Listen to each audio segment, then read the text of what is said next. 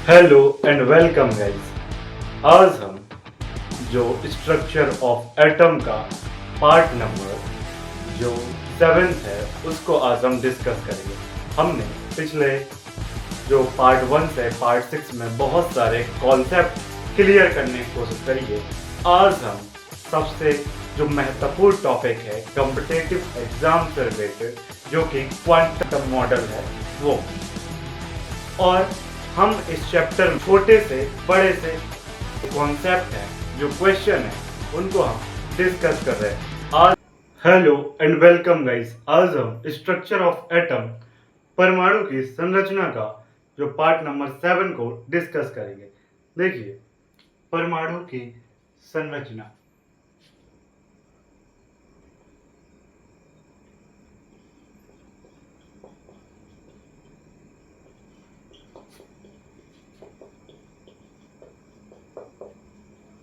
Part number 07 यानी कि 7वां part.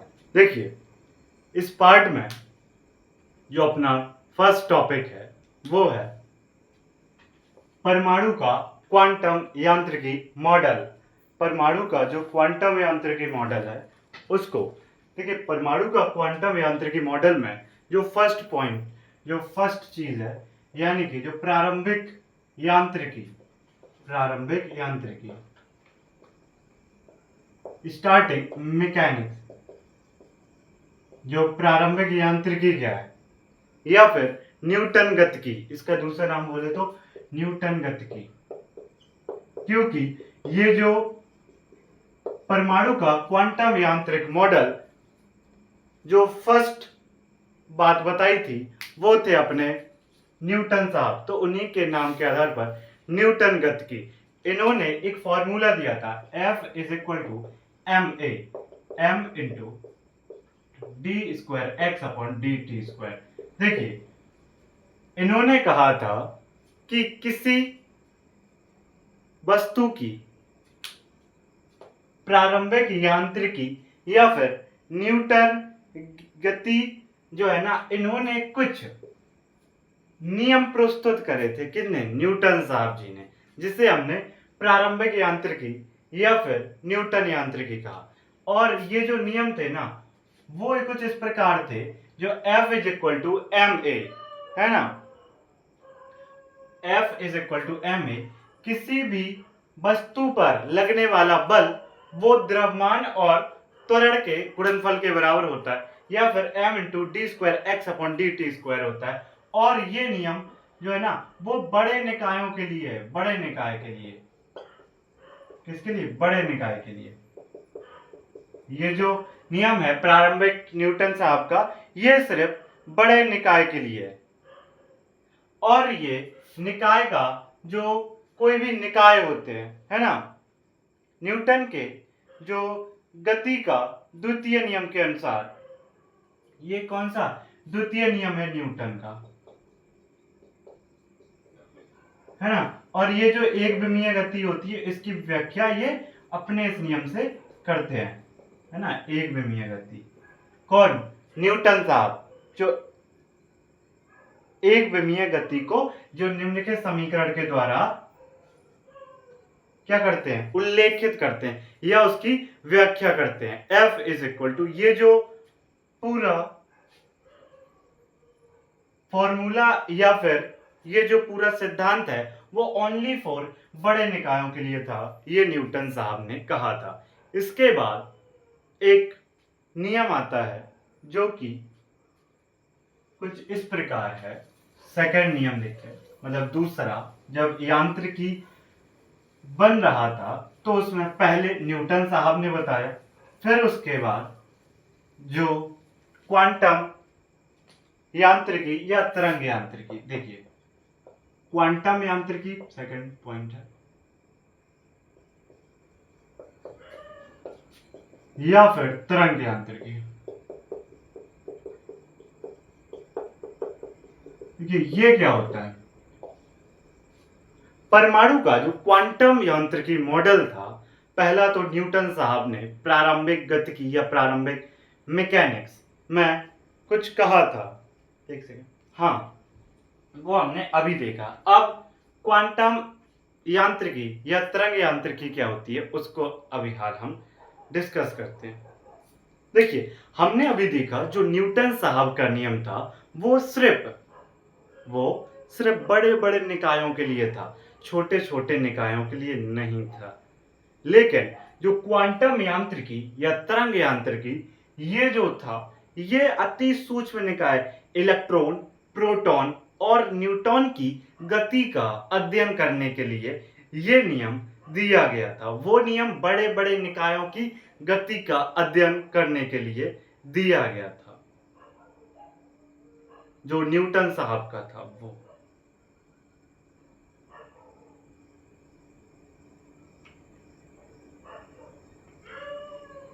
इस नियम में क्या होता है,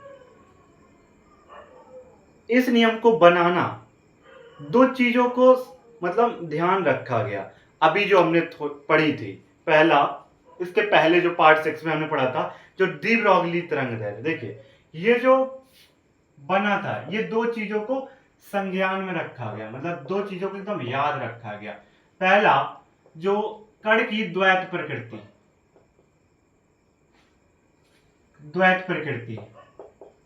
कण की द्वैत प्रकृति को ध्यान रखा गया, और जो हाइजेनबर्ग थे, हाइजेनबर्ग, उनकी अनिश्चितता का सिद्धांत को ध्यान रखा गया।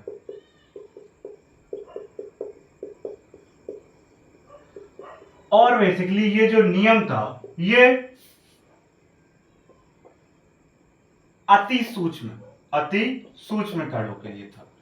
अति सूक्ष्म कण जैसे लाइक इलेक्ट्रॉन हो गया, प्रोटॉन हो गया, न्यूट्रॉन हो गया, इन सभी के लिए ये नियम लागू होता था, है ना, इलेक्ट्रॉन, प्रोटॉन, न्यूट्रॉन। लेकिन जो न्यूटन साहब का जो था वो छोटे मतलब बड़े बड़े निकायों के लिए था, और इसमें दो चीजें कही गई थी इस नियम के, मतलब ये जो क्वांटम यांत्रिकी में दो चीजों का मेन आधार है।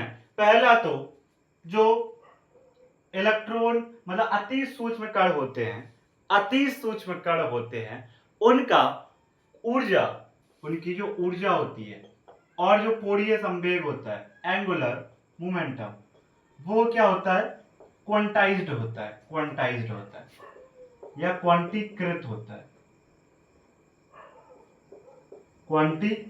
है इनके नियम के अनुसार, मतलब क्वांटम यांत्रिकी के अनुसार। क्या क्वांटम यांत्रिकी बेसिकली दो चीजों को संज्ञान में रखते हुए बनाया गया। पहला तो द्वैत प्रकृति और हाइजेनबर्ग के अनिश्चितता का सिद्धांत को संज्ञान में रखते हुए बनाया गया, और ये नियम अति सूक्ष्म कण जैसे इलेक्ट्रॉन, प्रोटॉन, न्यूट्रॉन के लिए था, है ना। ये जो अवधारणा थी ना, जो क्वांटम यांत्रिकी की मेन अवधारणा थी, ये क्या है, मेन अवधारणा यानी कि मुख्य अवधारणा यही थी कि जो ऊर्जा और कोणीय संवेग क्वांटीकृत रहता है, ये मुख्य अवधारणा थी क्वांटम या फिर तरंग यांत्रिकी की। इसके बाद हम डिस्कस करते हैं जो क्वांटम यांत्रिकी, जो इसमें क्वांटम यांत्रिकी में वो कई सारे लोगों ने अपने कुछ समीकरण दिए, कुछ नियम दिए, लेकिन उनमें सबसे जो इंपॉर्टेंट, जो सबसे महत्वपूर्ण है और जो सही तरीके से लागू होता है, वो है श्रोडिंगर साहब का जो समीकरण है, श्रोडिंगर साहब का जो इक्वेशन है और जो उनका नियम है, वो सबसे अधिक मान्य है, उसी को हमें पढ़ना है।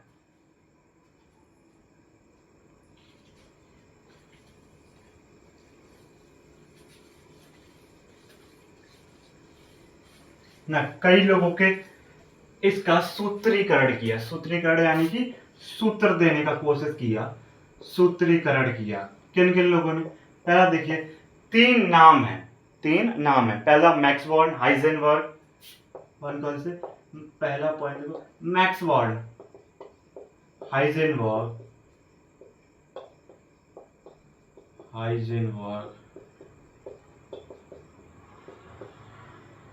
और देखो पहले तो मैक्स बॉर्न, हाइजेनबर्ग और पी जॉर्डन, इन लोगों ने क्वांटम यांत्रिकी को, मतलब यांत्रिकी को मैट्रिक्स यांत्रिकी के नाम से, मतलब इन्होंने जो ये क्वांटम यांत्रिकी को मैट्रिक्स यांत्रिकी के नाम से व्याख्या किया। इन्होंने किस नाम से? मैट्रिक यांत्रिकी से क्या किया? इन्होंने व्याख्या किया इस नाम से। किन किन को? इन्होंने मैक्स बोर्न ने, दूसरे अपने जो हाइजेनबर्ग और पी जॉर्डन, इन लोगों ने जो ये था ना क्वांटम यांत्रिकी को मैट्रिक यांत्रिकी के नाम से व्याख्या की। और सेकंड पॉइंट जो कहता है वो है श्रोडिंगर के आधार पर, मतलब जो इरविन श्रोडिंगर थे ना, तरंग यांत्रिकी के रूप में उन्होंने विकसित किया। क्या? उन्होंने जो श्रोडिंगर थे ना, उनका इक्वेशन श्रोडिंगर सबसे अधिक मान्य रहा। मतलब इन्होंने यांत्रिकी को क्या किया? विकसित किया, है ना। इन्होंने और आरंभिक, और देखो आपको थर्ड पॉइंट में याद रखना है कि जो न्यूटन साहब का जो समीकरण था, या मतलब कह सकते न्यूटन का जो न्यूटन गतिकी या आरंभिक यांत्रिकी, जो आरंभिक यांत्रिकी थी, हम क्या यूज करेंगे? आरंभिक यांत्रिकी, वो उसका जो परिमाण थे ना, उसके जो रिजल्ट आते थे, है ना, परिमाण मतलब जो मैग्नीट्यूड थे, परिमाण यानी कि मैग्नीट्यूड थे, वो निश्चित होते थे। लेकिन जो क्वांटम यांत्रिकी में जो परिमाण होते हैं वो कैसे आते हैं? परिमाण प्रायिकता बेस्ड होते हैं, मतलब प्रोबेबिलिटी होती है कि मान लो ये, मतलब इलेक्ट्रॉन यहां हो सकता है, इसकी क्या संभावना, ये एक एटम है तो इसमें हो सकता है, यहां पर इस नियम के अनुसार प्रोबेबिलिटी मतलब प्रायिकता बेस्ड है कि यहां पर इलेक्ट्रॉन हो सकता है, 100% निश्चित नहीं है, यहां पर क्या है? प्रायिकता है, प्रोबेबिलिटी है। तो आरंभिक यांत्रिकी परिमाण उसमें निश्चित होते हैं, लेकिन क्वांटम यांत्रिकी में परिमाण निश्चित नहीं होते हैं। और देखो इसके बाद जो फोर्थ पॉइंट अगर हम देखें यहां पर, हाँ ठीक है, फोर्थ पॉइंट, उसमें आपको पहले समझना होगा तरंग फलन क्या होता है। देखिए तरंग फलन, इसको हम फाई से लिखते हैं, ये होता है फाई, ये क्या है? फाई। ठीक है, तरंग फलन बेसिकली कुछ इस प्रकार से हम कह सकते हैं कि हमने क्वांटम यांत्रिकी में जो इलेक्ट्रॉन को तरंग के सदृश माना है, मतलब इसको हमने तरंग माना है।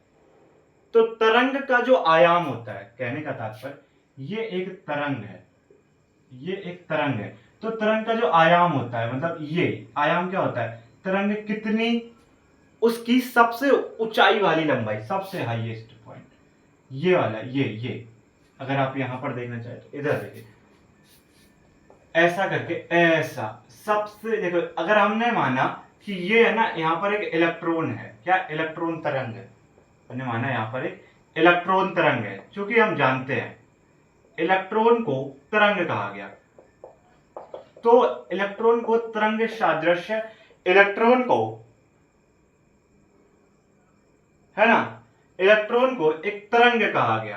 तो इलेक्ट्रॉन को जब एक तरंग कहा जाएगा तो उसका जो आयाम होता है, ये आयाम, इसी को साई कहते हैं, और ऊपर वाला प्लस होता है तरंग फलन आयाम, नीचे वाला माइनस होता है, यानी अपर पॉजिटिव, और जो नीचे वाला ये आयाम है वो नेगेटिव। या हम ऐसा कह सकते हैं कि कक्षक में गति करते हुए, मतलब जो ये ऑर्बिटल बना है ना, उसमें गति करते हुए इलेक्ट्रॉन को, मतलब जो ये ऑर्बिटल है ना, ये कक्षक, इस कक्षक में गति करते हुए जो इलेक्ट्रॉन है, उस इलेक्ट्रॉन को क्या माना गया? तरंग सादृश्य माना गया। तो उस तरंग का जो आयाम होगा उसको हम तरंग फलन कहते हैं। और तरंग फलन ऊपर वाला धनात्मक होता है, नीचे वाला ऋणात्मक होता है। या फिर इसे हम तरंग आयाम भी कह सकते हैं, या फिर आयाम फलन भी कह सकते हैं, या तरंग फलन भी कहते हैं। तो ये होता है बेसिकली कक्षक में जो इलेक्ट्रॉन गति करते हैं उसको तरंग सदृश माना है, और तरंग माना है तो उसका आयाम होगा, और जो आयाम होगा उसी को क्या कहेंगे, तरंग फलन कहेंगे। ये था। और जो तरंग फलन होता है साई, इसको हम एक फलन के रूप में रखते हैं। फलन बेसिकली किन्हीं भी दो चर राशियों में क्या होता है, संबंध होता है। तो ये जो फाई होता है उसे हम x मतलब function of x1 y1 z1 x2 y2 z2 और t का फलन होता है। किसका? t का फलन होता है। ये अपना तरंग फलन है, ये हो गई अपनी फोर्थ यहां पर बात, फोर्थ पॉइंट है ना। तरंग फलन को समझ लिया, ये इधर वाली बात अपनी फिफ्थ पॉइंट हो गई। फंक्शन को भी समझ लिया। इसके बाद हम सिक्स्थ पॉइंट को समझते हैं। देखिए सिक्स्थ पॉइंट क्या कहता है, देखिए ऐसी कौन कौन सी परिस्थिति है जिनमें क्वांटम यांत्रिकी और आरंभिक यांत्रिकी दोनों समान होंगी। तो ऐसी दो सिचुएशन। पहला जो अपना समीकरण है श्रोडिंगर साहब का, उसमें अभी हम देखेंगे H आएगा। H वो H टेंस टू शून्य, यदि H टेंस टू शून्य हो तो इस परिस्थिति में जो तरंग यांत्रिकी या फिर क्वांटम यांत्रिकी, या आप तरंग यांत्रिकी कह सकते हो, तरंग यांत्रिकी वो न्यूटन गतिकी के क्या होगा, समतुल्य होगा, या कह सकते हैं समान होगा, समतुल्य होगा। ये पहली परिस्थिति है। अगर H टेंस टू शून्य तो जो तरंग यांत्रिकी और न्यूटन यांत्रिकी के समतुल्य होगा। और जो इलेक्ट्रॉन है ना, मतलब पूरा जो निकाय है, पूरा निकाय, उसकी ऊर्जा बहुत ज्यादा हो, अति उच्च ऊर्जा, मतलब जो आपके पास निकाय है उसकी ऊर्जा अति उच्च हो, मतलब बहुत ज्यादा हाई एनर्जी हो, तो उस परिस्थिति में भी यही वाली चीज होगी। ये दो परिस्थितियां हैं जिसमें जो क्वांटम यांत्रिकी और प्रारंभिक यांत्रिकी एक दूसरे के समतुल्य होगा। पहला H टेंस टू शून्य तब, और दूसरा जब जो सिस्टम है अपने पास, जो निकाय है अपने पास, उस निकाय की ऊर्जा बहुत ज्यादा हाई हो, अति उच्च ऊर्जा हो, तो ऐसे में तो तरंग यांत्रिकी न्यूटन यांत्रिकी के समतुल्य होता है। तो ये है अपने सभी इंपॉर्टेंट पॉइंट जो कि सूत्रीकरण करते हैं किसका, क्वांटम यांत्रिकी का। और अब हम इसके बाद सबसे जो लोकप्रिय, सबसे अधिक जो मान्य नियम है, कह सकते हैं समीकरण है, सिद्धांत है, वो है श्रोडिंगर का क्वांटम यांत्रिकी में। उसको हम देखते हैं।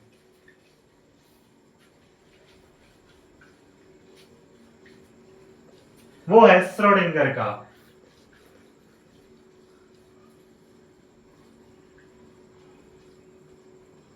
देखिए श्रोडिंगर समीकरण, इसमें सिर्फ दो चीजें महत्वपूर्ण है।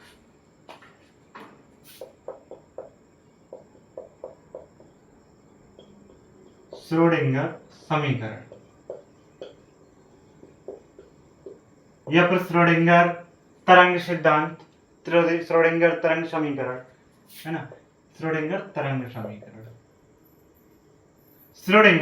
समीकरण। देखिए जो श्रोडिंगर तरंग समीकरण है उसमें नाविक, ये क्या है, नाविक के चारों तरफ जो आपके पास गतिमान इलेक्ट्रॉन है, मतलब नाभिक के चारों ओर जो गतिमान इलेक्ट्रॉन नाभिक के चारों ओर जो गतिमान इलेक्ट्रॉन है ना, जो गतिमान इलेक्ट्रॉन है उस इलेक्ट्रॉन की ऊर्जा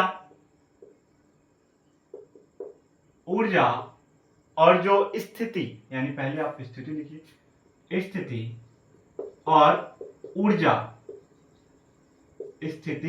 जो ऊर्जा होती है उसका निर्धारण करता है कौन? श्रोडिंगर समीकरण नाभिक के चारों ओर घूमते हुए इलेक्ट्रॉन, नाभिक के चारों ओर गतिमान इलेक्ट्रॉन की स्थिति और ऊर्जा का निर्धारण करता है श्रोडिंगर समीकरण। और यह समीकरण कुछ इस प्रकार का है, यह समीकरण द्वितीय कोटि का अवकल समीकरण होता है।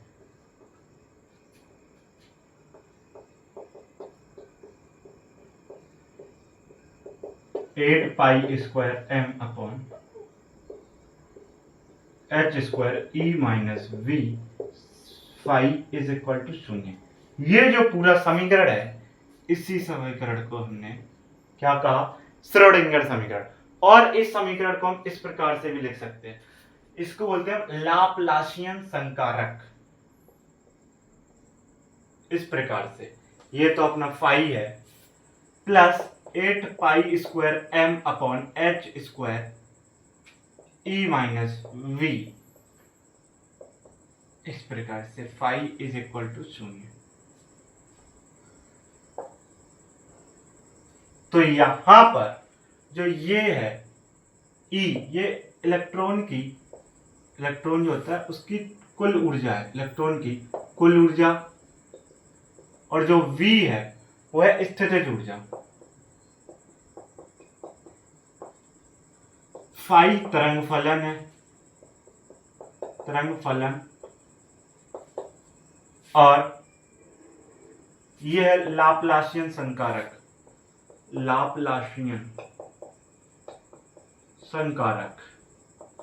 इसको क्या बोलते हैं? लाप्लासियन संकारक, है ना। यह अपना लाप्लासियन संकारक है, लाप्लासियन संकारक। तो ये है अपना श्रोडिंगर समीकरण। इसको कुछ इस प्रकार से भी लिख सकते हैं, है ना। ये लाप्लासियन संकारक है ना, इसको आप sign 8 pi square M upon H square E minus B, E electron की कुल ऊर्जा, बी स्थितिज ऊर्जा, ये फाई तरंग फलन, ये अपना श्रोडिंगर समीकरण। लेकिन कई बार ऐसा होता है कि कोई कण है, कोई पार्टिकल बोले तो कण है, विशेष चीज, उसकी एनर्जी, उसकी जो ऊर्जा है, एनर्जी है बोले तो ऊर्जा, वो चेंज नहीं हो रही है, बदल नहीं रही है, चेंज नहीं हो रही। मतलब कोई कण, जब किसी कण की ऊर्जा नहीं बदलती है तो उस ऊर्जा के लिए श्रोडिंगर समीकरण को कुछ इस प्रकार लिखा करते हैं। देखिए, पहला तो आपको एक चीज पता होनी चाहिए, आपने मैथ में जोड़, घटाना, गुणा, भाग सीखा है ना। उसी प्रकार क्वांटम फिजिक्स में भी, मतलब क्वांटम मैकेनिक्स में, क्वांटम यांत्रिकी में एक चीज होती है जिसे कहते हैं प्रचालक, जिसे कहते हैं ऑपरेटर, इस कहते हैं ऑपरेटर। इसको कुछ इस प्रकार से हम ऊपर इस प्रकार, ये होता है ऑपरेटर, प्रचालक, है ना। और जिस प्रकार ये एक क्या है, गणितीय उपकरण, एक गणितीय प्रक्रम है, गणितीय प्रक्रम, ये एक गणितीय प्रक्रम है। क्या? प्रचालक एक गणितीय प्रक्रम है जिसको हम इससे डिनोट करते हैं। जिस प्रकार मैथ में प्लस माइनस गुणा भाग होता है, उसी प्रकार क्वांटम फिजिक्स में भी ये एक ऑपरेटर होता है जिससे कि हम गणनाएं करते हैं। आइए जानते हैं कैसे। देखिए, H ऊपर लग गया ऑपरेटर एच ऑपरेटर, तरंग फलन ई तरंग फलन, इस प्रकार से एच यहां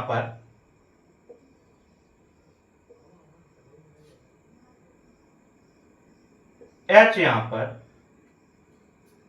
टोटल मतलब टोटल एनर्जी, कुल ऊर्जा प्रचालक, ऑपरेटर कुल ऊर्जा प्रचालक है, क्योंकि ऊपर लगा है प्रचालक का साइन, तो ये हो गया operator, total energy operator, total energy operator. और हम ये जानते हैं कि टोटल एनर्जी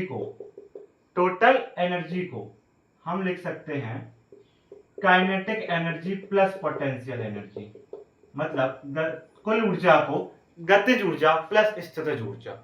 इसी प्रकार हम यहां पर इसको कुछ इस प्रकार भी लिख सकते हैं, बट हम इसको कुछ इस प्रकार से भी लिख सकते हैं कि देखो कुल ऊर्जा प्रचालक का दूसरा नाम है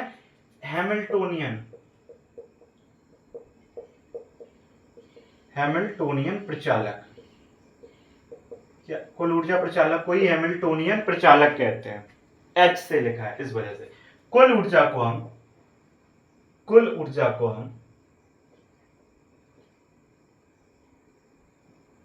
गतिज ऊर्जा प्लस स्थितिज ऊर्जा तरंग फलन E इंटू तरंग फलन E इंटू फाई, है ना, इस प्रकार से भी लिख सकते हैं।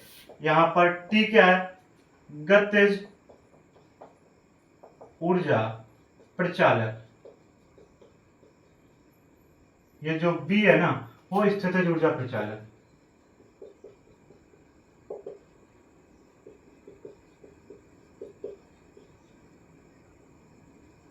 ये था अपना श्रोडिंगर समीकरण पूरा, जिसमें कि कुछ पॉइंट थे।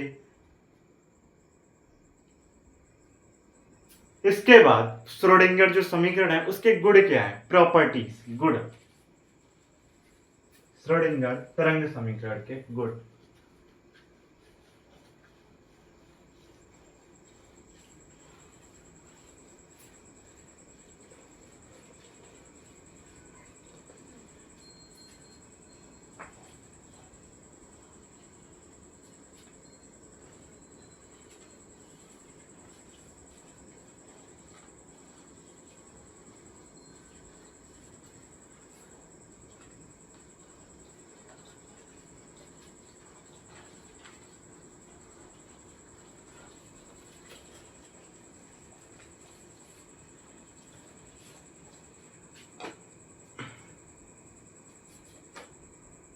देखिए ये होता है तरंग फलन,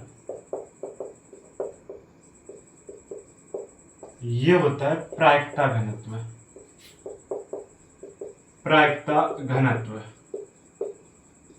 इसके बाद जो नेक्स्ट है वो है इसके गुण, प्रॉपर्टीज,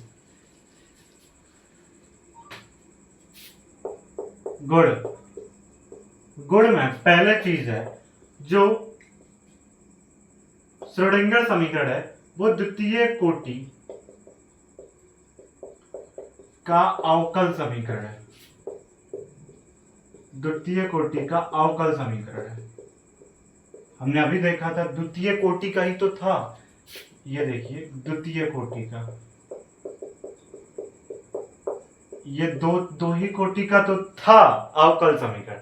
तो जो श्रोडिंगर समीकरण है, तरंग समीकरण, वो द्वितीय कोटि का अवकल समीकरण है, पहला पॉइंट। द्वितीय पॉइंट, सेकंड पॉइंट, द्वितीय कोटि का हो गया। और इस समीकरण से हमें कई सारे मान मिलते हैं, लेकिन उनमें से कई तो होते हैं काल्पनिक और कई होते हैं निरर्थक, कई होते हैं काल्पनिक और कई होते हैं निरर्थक मान। उस समीकरण से हमें कई मान मिलते हैं जिनमें से कुछ काल्पनिक और कुछ निरर्थक होते हैं, कुछ काल्पनिक और कुछ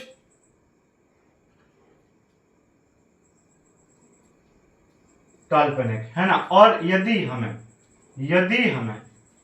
किसी यदि हमें गतिज ऊर्जा पता हो, यदि हमें गतिज ऊर्जा पता हो, इलेक्ट्रॉन की इतनी गतिज ऊर्जा है, तो उसकी हम दो चीजों का पता लगा सकते हैं इस समीकरण का उपयोग करके।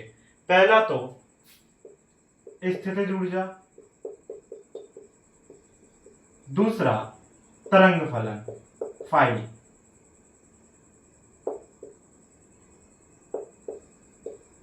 तरंग फलन फाई, स्थितिज ऊर्जा V, इन दोनों का हम पता लगा सकते हैं यदि हमें गतिज ऊर्जा पता हो। इसके बाद फोर्थ पॉइंट क्या जाता है कि किसी निश्चित स्थिति पर, किसी निश्चित स्थिति पर,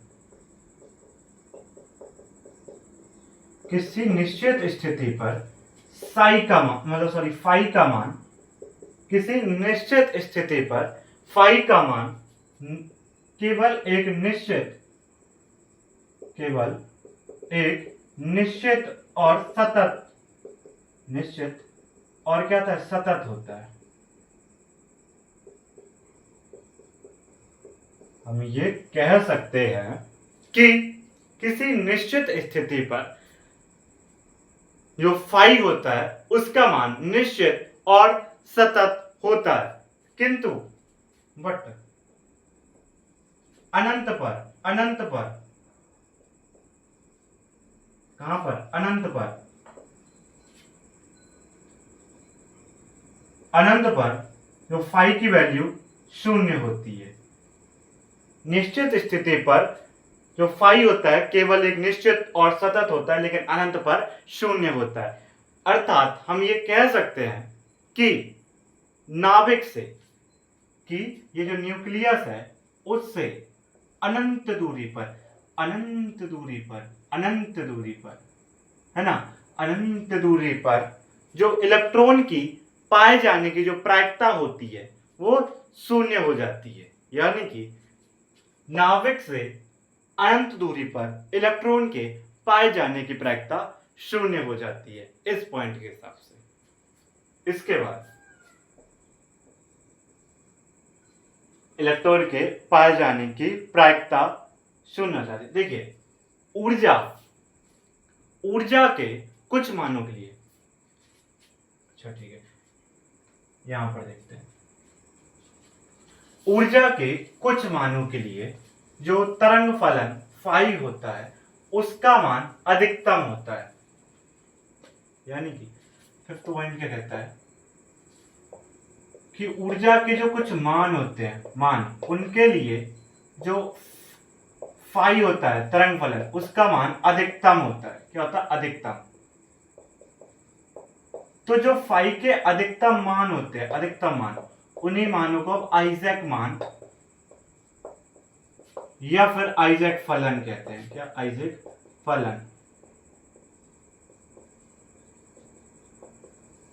आइजैक मान या आइजैक फलन होते हैं। मतलब ऊर्जा के कुछ मानों के लिए तरंग फलन फाई का मान अधिकतम होता है। क्या होता है, अधिकतम होता है। और जो तरंग फलन फाई के उन मानों को आइजैक मान या फिर हम तरंग मतलब आइजैक फलन कहते हैं। ये अपना फिफ्थ पॉइंट।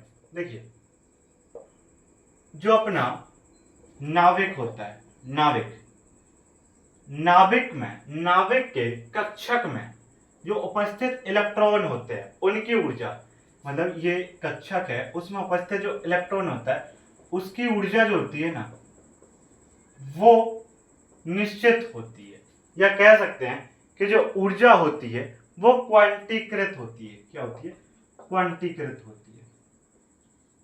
तथा इस ऊर्जा के कुछ निश्चित मान ही संभव होते हैं, निश्चित मान ही संभव है।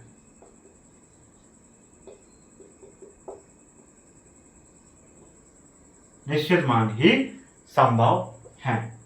सिक्स्थ पॉइंट ये कहता है कि परमाणु में, परमाणु के कक्षक में उपस्थित इलेक्ट्रॉन की ऊर्जा क्वांटीकृत होती है और इसके कुछ निश्चित मान ही संभव हैं। ये अपना श्रोडिंगर समीकरण के कुछ गुण थे, प्रॉपर्टीज। इसके बाद जो हाइड्रोजन परमाणु हाइड्रोजन परमाणु हाइड्रोजन परमाणु के लिए तरंग यांत्रिकी मॉडल, फिर 2-3 पॉइंट है इसके। तो अगर हम पॉइंट की बात करें तो उसमें जो आ जाएगा, ये जो समीकरण है या ये जो मॉडल है, उस मॉडल के अनुसार हम स्थिति, ऊर्जा, कोणीय संवेग सब कुछ ज्ञात कर सकते हैं। हाइड्रोजन परमाणु का तरंग यांत्रिकी मॉडल, इसमें देखिए बहुत सारे पॉइंट है, बट हमें वो पॉइंट समझना है जो जरूरी है। देखिए जो ये होता है ना, ये प्रायिकता है, क्या? इलेक्ट्रॉन घनत्व प्रायिकता।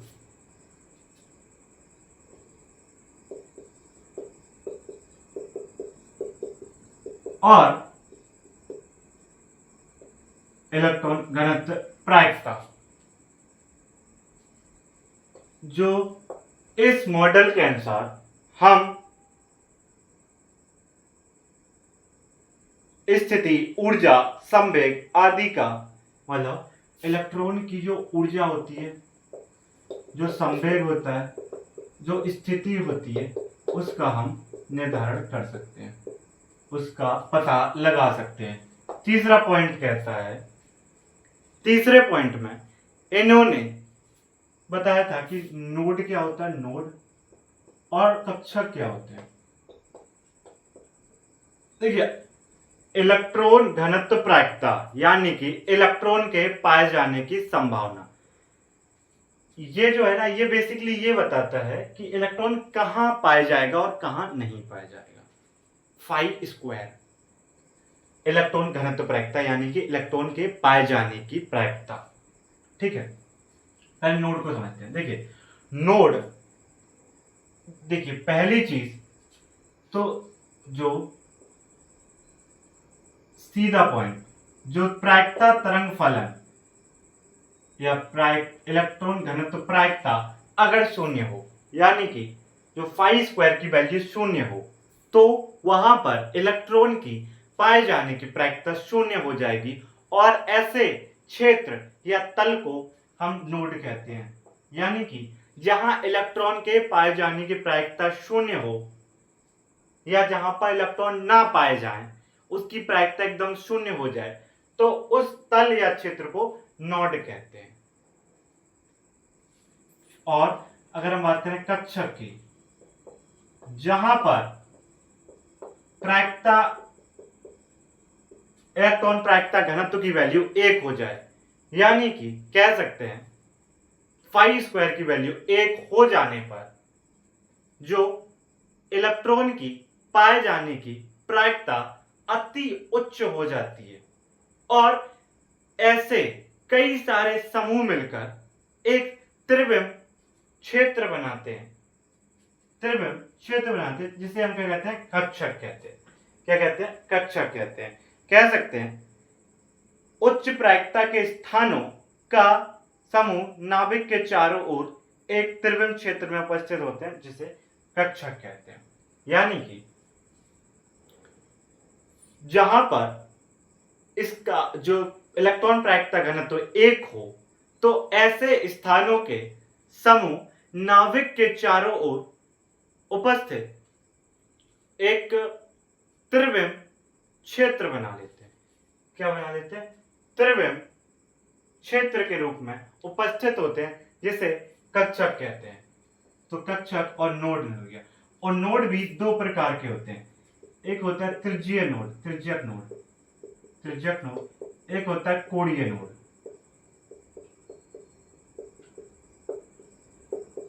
जो त्रिज्यीय नोड होता है उसको निकालने के लिए फॉर्मूला है n-l-1, और जो कोणीय नोड है उसको निकालने के लिए हमें वो होता है इक्वल n के बराबर होता है, और इसको निकालने के लिए l, और अगर हमें कुल नोड निकालना है, कुल नोड कितने होंगे, तो वो निकल कर आएगा n माइनस वन,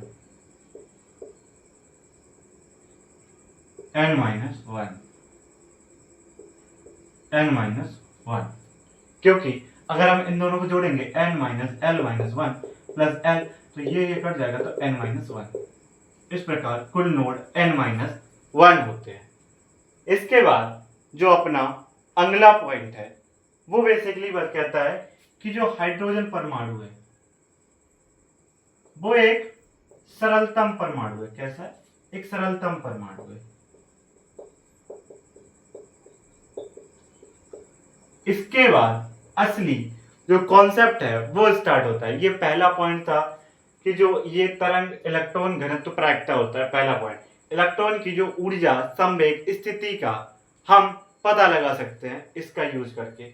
नोड क्या होता है? जहां पर इलेक्ट्रॉन प्रायिकता घनत्व शून्य हो और जहां पर इलेक्ट्रॉन की पाए जाने की प्रायिकता शून्य हो जाए, ऐसे क्षेत्र या तल को नोड कहते हैं। त्रिज्यक नोड जो होता है वो n minus L minus one हो जाता है, कोणीय नोड l हो जाता है, कुल नोड n माइनस वन हो जाते हैं। हाइड्रो और कक्षक क्या होता है? कक्षक मतलब जो इलेक्ट्रॉन प्रायिकता घनत्व तो एक हो जाए, है ना। ऐसे जो समूह, ऐसे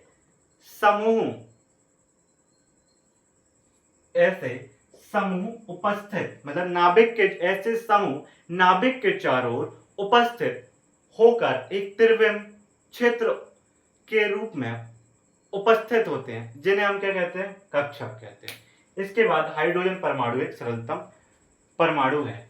इसके बारे में अब जो एक इंपॉर्टेंट कॉन्सेप्ट जिससे सबसे ज्यादा मतलब अच्छे खासे कॉन्सेप्ट है, क्वेश्चन पूछे जाते हैं, देखिए। और इसमें सबसे ज्यादा समझने में परेशानी आती है। सबसे पहले हाइड्रोजन एक सरलतम अणु है। हाइड्रोजन एक सरलतम अणु है जो कि जिसमें जो एक इलेक्ट्रॉन है वो नाभिक के चारों ओर, मतलब ये अगर नाभिक मान लें तो इसके चारों ओर क्या लगा रहा है? चक्कर लगा रहा है। क्या? इलेक्ट्रॉन, है ना। वो भी नाभिक से r दूरी पर। नाभिक से कितनी दूरी पर? r दूरी पर, है ना। और जो हाइड्रोजन परमाणु होता है उसमें एक होता है इलेक्ट्रॉन, एक होता है प्रोटॉन। एक इलेक्ट्रॉन और एक प्रोटॉन उपस्थित होता है ना। और ये जो इलेक्ट्रॉन है वो इलेक्ट्रॉन नाभिक से कितनी दूरी पर चक्कर लगा रहा है? r दूरी पर, r दूरी पर चक्कर लगा रहा है। नाभिक इलेक्ट्रॉन मतलब नाभिक से r दूरी पर इलेक्ट्रॉन चक्कर लगा रहा है ना। तथा नाभिक, अब देखिए, अब इंपॉर्टेंट कॉन्सेप्ट इसके बाद यहां पर, तथा जो नाभिक से ये हमने मान लिया यहां नाभिक है, नाभिक से r दूरी पर एक इलेक्ट्रॉन क्या लगा रहा है? घूम रहा है, ठीक है। यहां पर हमने मान लिया इसको r मान लिया, ये चीज ठीक है। अब जो हमने इसके दो निर्देशांक लिए, पहले कार्तीय निर्देशांक आप जानते होंगे जो कि x, y और z है। कौन से? x, y और z है। दूसरे हमने लिए गोलीय ध्रुवीय निर्देशांक, यानी कि पोलर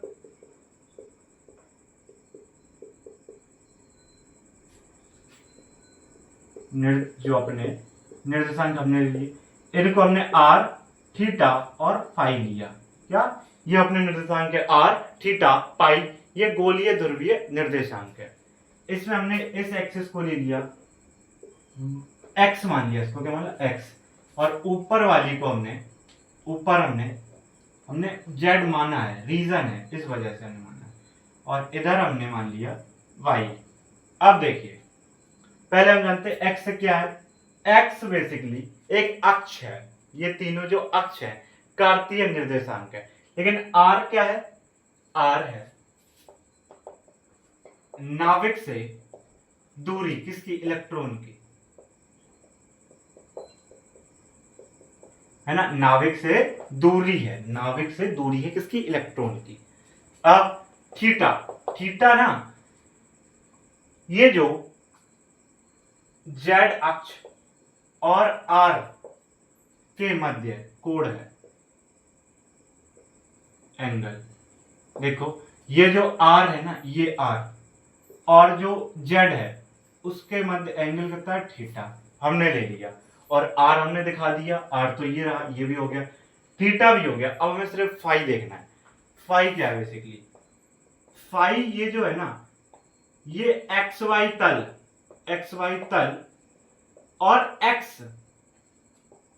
एक्स अक्ष के मध्य एंगल है, कोण है।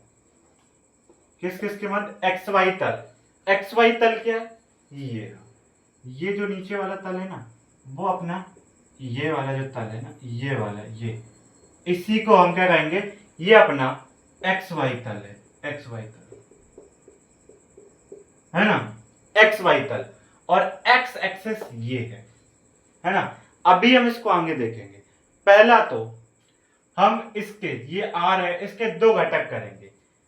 घटक लेना आता है ना, आर थीटा इधर है तो ये हो गया आर कॉस थीटा, ये इधर वाला। देखिए जब भी 3D होता है, 3D, ये 3D है भाई, ये जो जेड है ना वो बाहर की तरफ ऐसा निकला है, बाहर की तरफ, जेड इधर नहीं है, ऐसा बाहर निकला है। तो 3D में जब घटक करते हैं तो जिसके साथ कोण बनता है उसके साथ तो सीधा सीधा घटक हो जाता है, हमें कोई भी दिमाग नहीं लगाना होता है उसमें, सीधा हमने इसको आर कॉस थीटा बोल दिया।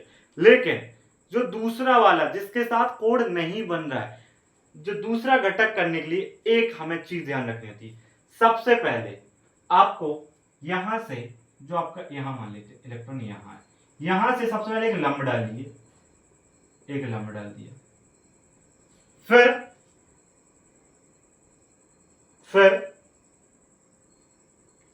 आपको इसका प्रोजेक्शन लेना है। प्रोजेक्शन का मतलब होता है जैसा कि ऊपर बना है इसको मिरर यहां पर रख दो, वैसा ही आप नीचे बना दो। प्रोजेक्शन, प्रोजेक्टर आपने सुना होगा, जैसा है वैसा का वैसा ही आपने यहां पर देखिए हमने क्या किया, इसको हमने एक लंब डाला और लंब डालने के बाद प्रोजेक्शन लगा दिया।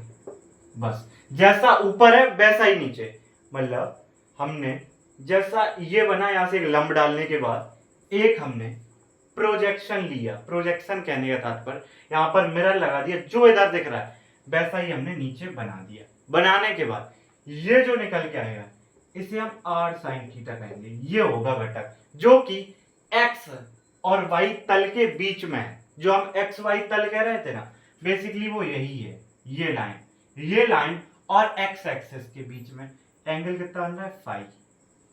कितना बन रहा है, फाई। और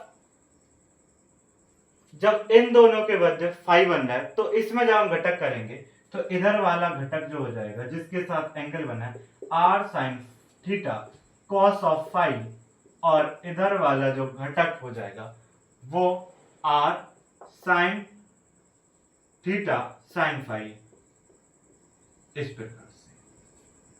इस प्रकार से इस चीज को समझता है। 3D में घटक करने के लिए सबसे पहले जिसका घटक करना है थीटा के साथ उसका सीधा कर दो। दूसरा वाला घटक जो होगा सबसे पहले एक लंब डालो, फिर प्रोजेक्शन डालो। प्रोजेक्शन के बाद जो निकल के आएगा वो दो तलों के बीच में अगला जो आपका घटक होगा वो होगा, है ना।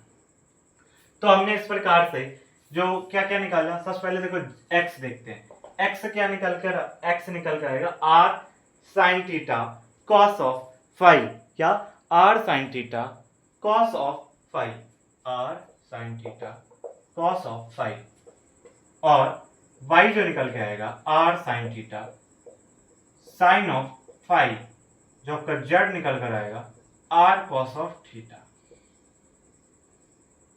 ये हो गया। और एक चीज और महत्वपूर्ण वो ये है कि जब हम पाइथागोरस जो थ्योरम होती है उसका अगर हम यूज 3D में करते हैं, किसमें, 3D में, तो वो हो जाता है पाइथागोरस थ्योरम या प्रमेय, पाइथागोरस प्रमेय।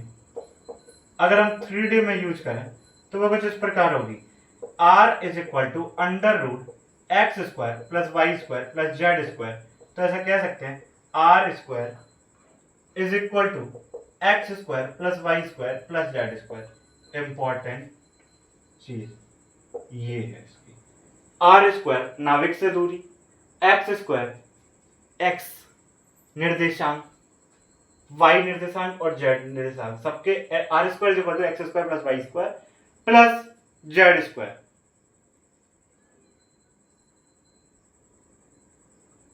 ये रहा है अपने।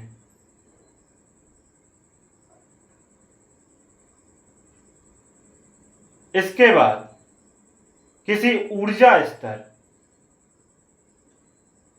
जो अपनी ऊर्जा होती है, देखिए किसी कक्षक में इलेक्ट्रॉन की जो ऊर्जा होती है वो जो हमने बोहर साहब के नियम से निकाली थी, हम यहां से भी निकाल सकते हैं, है ना।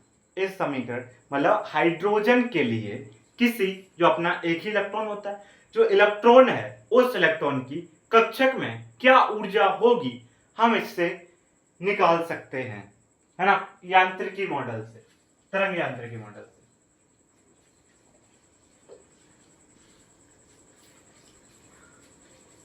यानी कि हाइड्रोजन जो परमाणु है उसमें कोई कक्षक है, उस कक्षक में उपस्थित इलेक्ट्रॉन है, उस इलेक्ट्रॉन की अगर हमें निकालना है ऊर्जा तो कैसे निकालेंगे, उसके लिए En इज इक्वल टू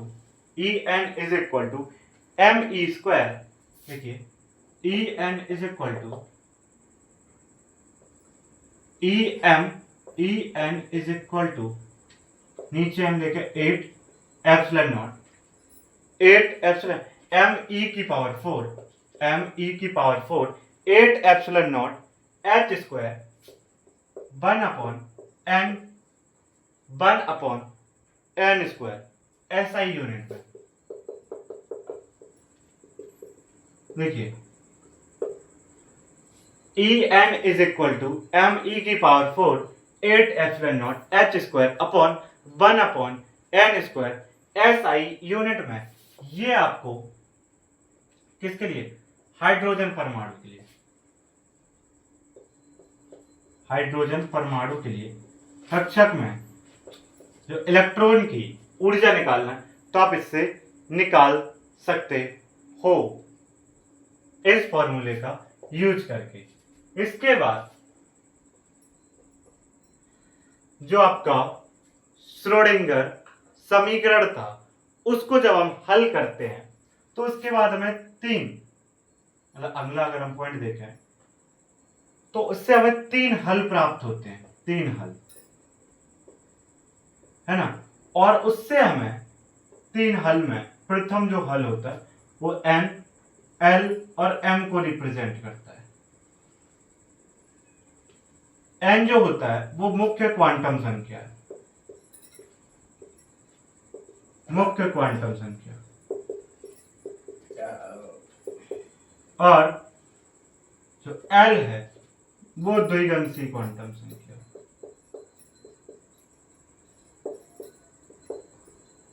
और जो M है वो है चुंबकीय क्वांटम संख्या, क्वांटम संख्या।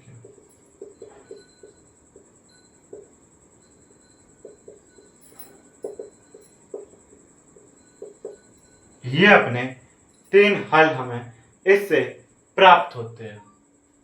इसके बाद हमारा थोड़ा सा कॉन्सेप्ट बचा है, बस उसको खत्म करने के बाद हम नेक्स्ट पार्ट में और भी बहुत सारी चीजें डिस्कस करेंगे। देखिए कुछ ग्राफ हैं, ये अपना यहाँ तक हाइड्रोजन परमाणु का तरंग यांत्रिकी मॉडल खत्म। इसके बाद छोटा सा बस कॉन्सेप्ट है उसको डिस्कस करने के बाद हम एंड करते हैं। देखिए सबसे जो पहले जब हम इसको क्या कहते हैं, तरंग फलन, और जब हम इसको त्रिज्य फलन कहते हैं, तरंग फलन की जगह हम यूज करते हैं त्रिज्य फलन, तो फाई की जगह हम आर का यूज करते हैं। किसका, आर का। ये क्या है, आर, आर मतलब त्रिज्य फलन। क्या, त्रिज्य तरंग, यहां पर आप तरंग बीच में लिख लीजिए, त्रिज्य तरंग फलन। और ये हम फाई स्क्वायर कहते थे इलेक्ट्रॉन प्रायिकता घनत्व, है ना, इसको क्या कहते थे, प्रायिकता घनत्व, प्रायिकता घनत्व। लेकिन जब इसे हम बदलेंगे, जब आरेख बनाएंगे, ये हम किस लिए कर रहे हैं, आरेख बनाने के लिए, कुछ डायग्राम्स बनाने के लिए, त्रिज्यक वाले, क्योंकि इस प्रकार वाले जो आर दूरी है ना, मतलब त्रिज्या जो अभी हमने देखा है उसी के आधार पर त्रिज्यक वाले। तो अब हम अगर कहें त्रिज्यक प्रायिकता घनत्व, त्रिज्यक, या फिर कह सकते हैं त्रिज्य, त्रिज्य प्रायिकता घनत्व है क्या, त्रिज्य प्रायिकता घनत्व, देखिए त्रिज्य प्रायिकता घनत्व, तो उसको हम लिख देते हैं आर स्क्वायर से। इसके बाद बस इस चीज को, त्रिज्य तरंग फलन को आर से लिख देते हैं। अब हम फाई की जगह आर का यूज करेंगे, और त्रिज्य प्रायिकता घनत्व जब हम कहेंगे तो वहां पर घनत्व के लिए, प्रायिकता घनत्व के लिए आर स्क्वायर का यूज करेंगे। अभी हम जो आरेख बना रहे हैं, देखिए आरेख में कुछ चीजें ध्यान रखना है। पहला, जो छोटी मगर मोटी बात है, मतलब कुछ बस आपको आरेख को समझने के लिए, छोटी मगर मोटी बात है। देखिए पहला चीज कि जो नोड होते हैं, नोडों की संख्या जो हमने अभी देखी, तो जो नोड निकल के आते हैं वो नोड हमें बताते हैं कि जो आरेख है वो कब काटेगा, आरेख कितनी बार काटेगा, कितनी बार काटेगा, पहली चीज है ना। और नोड निकालने के लिए हम जानते हैं क्या तरीका है। और दूसरा पॉइंट, जो एस है ना, उसके लिए जो तरंग फलन, तिर्यक तरंग फलन, वो शून्य होता है, और P D does not equal शून्य होगा, लेकिन पीडीएफ के लिए आर की वैल्यू शून्य हो जाएगी। मतलब एस हमेशा जो तरंग फलन होगा, त्रिज्य तरंग फलन, वो शून्य कभी नहीं होगा, इसके लिए शून्य हो सकता है। यानी कि कह सकते हैं कि इसका जो एस कक्षक होते हैं, एस क्या यहाँ पर कक्षक है, जो एस कक्षक होते हैं, एस ऑर्बिटल्स होते हैं, वो ऑर्बिटल्स में तरंग फलन, मतलब नाभिक पर इलेक्ट्रॉन पाए जाने की प्रायिकता अधिक होती है। तीसरा पॉइंट, कोई भी जब अनंत पर जाएगा, क्या, जब हम कोई भी इलेक्ट्रॉन जब अनंत की ओर जाएगा तो वहां पर जो त्रिज्य फलन हो जाएगा वो शून्य होता चला जाएगा। हम पहले भी पढ़ चुके हैं ये सारी चीजें, बस इन्हीं का यूज करके हम आरेख खींचेंगे। देखिए पहला हम आरेख बेसिकली 1s, ये हमारी जो त्रिज्य तरंग फलन आरेख,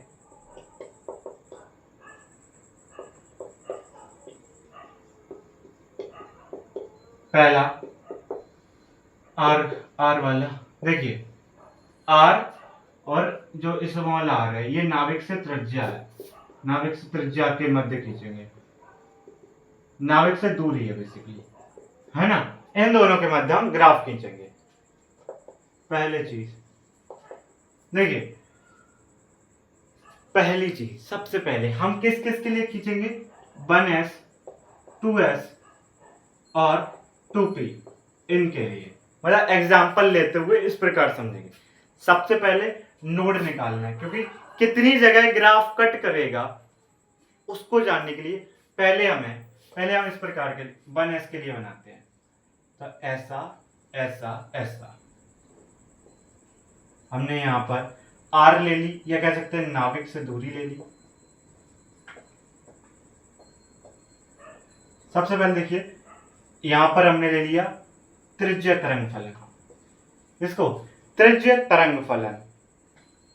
आपको एस के लिए जब नोड निकालना हो और पी के लिए नोड निकालना हो, मतलब पी ऑर्बिटल्स और एस ऑर्बिटल्स के लिए नोड निकालना हो, तो नोड निकालने के लिए n माइनस l माइनस 1 होता है, नोड निकालेंगे, त्रिज्यक नोड निकालेंगे, n माइनस l माइनस 1 होता है, तो l की वैल्यू s के लिए शून्य हो जाती है। देखिए s orbital p d f, ये जो ऑर्बिटल होते हैं ना, इनकी एल की वैल्यू देखिए। अगर आपसे पूछा जाए एस ऑर्बिटल के लिए एल की वैल्यू 0 होती है, पी ऑर्बिटल के लिए एल की वैल्यू 1 हो जाती है, डी ऑर्बिटल के लिए एल की वैल्यू 2 हो जाती है, एफ ऑर्बिटल के लिए पी एल की वैल्यू 3 हो जाती है। मतलब एफ ऑर्बिटल के लिए जो आपकी एल की वैल्यू 3 हो जाती है, तो एस ऑर्बिटल के लिए 0, यानी सीधा सीधा n-1 कह सकते हैं। तो आपको जब भी एस ऑर्बिटल दिया जाए तो नोड निकालना हो तो n-1 कर सकते हैं, सीधा सीधा, कोई फिक्र नहीं, सीधा n-1। और यदि आपको p दिया जाए तो आपके लिए p की जो वैल्यू हो जाएगी 1 होती है, तो n-1 यानी कि n-2, इसके लिए त्रिज्यक नोड n-2 लिख सकते हैं p ऑर्बिटल के लिए, इस प्रकार, है ना। तो इसमें अगर हम देखें 1 माइनस n की वैल्यू क्या होती है, ये n की वैल्यू ये है। तो अगर एक n है तो 1 माइनस 1 यानी कि 0, 1s में नोड कितने होंगे, 0। तो यहां पर ग्राफ नहीं काटेगा। और हम जानते हैं s ऑर्बिटल में ग्राफ जो होगा या फाई जो होगा या त्रिज्य जो r होगा, त्रिज्य तरंग फलन, वो ऊपर से स्टार्ट होगा। इस प्रकार का ग्राफ हमारा बनता चला, मतलब इस प्रकार से ये अपना 1s के लिए ग्राफ हो गया। दूसरा ग्राफ 2s के लिए, 2s के लिए अगर हम नोड देखें तो नोड निकालने के लिए n-2 मतलब सॉरी n-1 s के लिए, तो n की वैल्यू रखेंगे 2 माइनस 1, यानी कि इसमें एक नोड होगा, कितना, एक नोड, तो यानी कि एक बार कट करेगा। लेकिन s के लिए जो 0 पर, देखिए यहां पर r की वैल्यू 0 हो जाएगी, तो 0 पर जो फाई होगा वो अधिकतम होगा, यानी कि यहां पर जो s ऑर्बिटल के लिए सबसे अधिक होगा तरंगफलन। फिर यहां काटेगा, काटने के बाद फिर ये 0 की तरफ चला जाएगा। जैसे ही दूरी अनंत की तरफ जाएगी, ये जो ग्राफ है अपना, मतलब जो तरंग फलन है वो 0 की तरफ चला जाएगा। ये अपना दूसरा ग्राफ, यहां पर r है, यहां पर वही आपकी r नाभिक से दूरी। इस प्रकार अपना 2s का ग्राफ हो गया। 3s का ग्राफ, मतलब सॉरी 2p का ग्राफ, 2p के लिए अगर हम देखें n-2, n की वैल्यू कितनी है, 2 माइनस 2, 0, इसके लिए नोड कितने आ गए, 0, यानी कि एक भी बार नहीं काटेगा। लेकिन p यहां पर देखिए r जो है ना वो 0 है, और जब r 0 के लिए जो p ऑर्बिटल होता है उसके लिए जो फाई होता है तरंग फलन, वो क्या होता है, 0, तो यहीं से स्टार्ट होकर ऐसा 0 की तरफ चला जाएगा। ये अपना जो ग्राफ हो गया वो 2p के लिए होगा।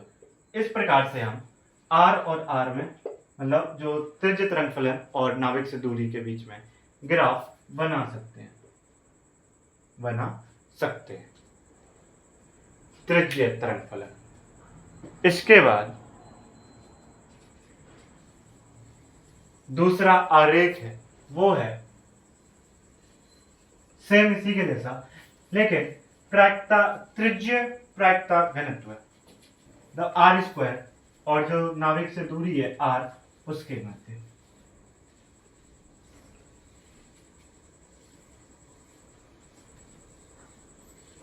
मतलब त्रिज्य प्रायिकता घनत्व,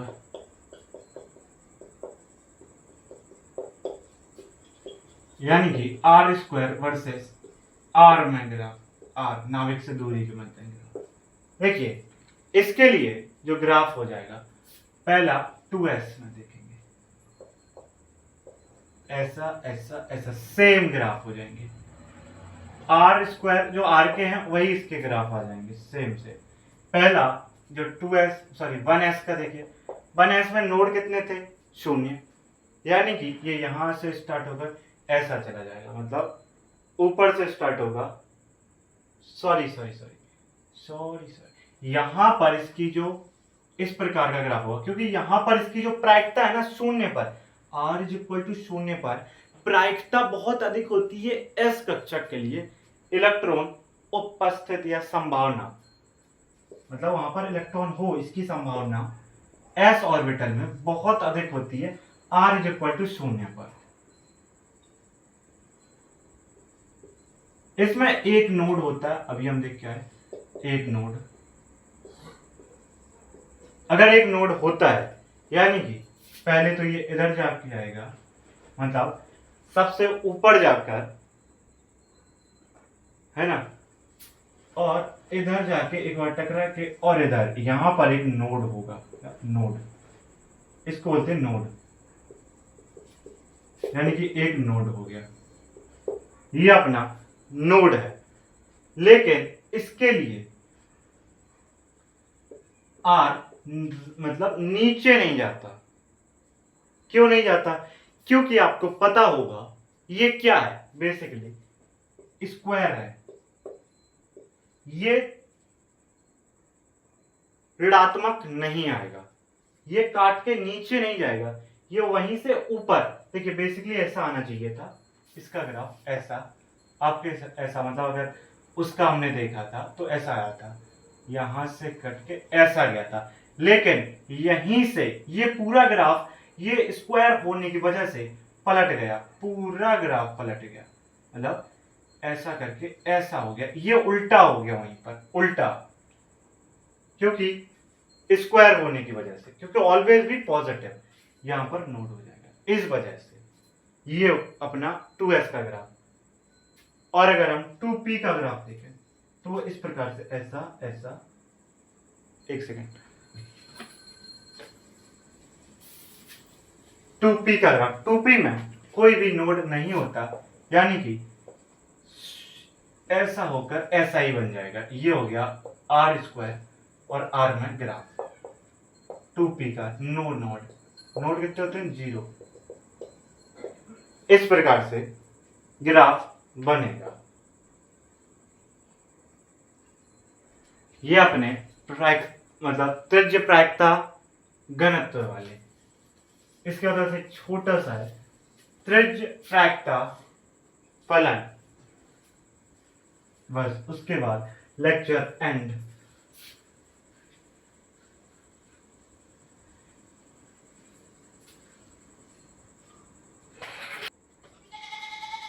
जो नेक्स्ट है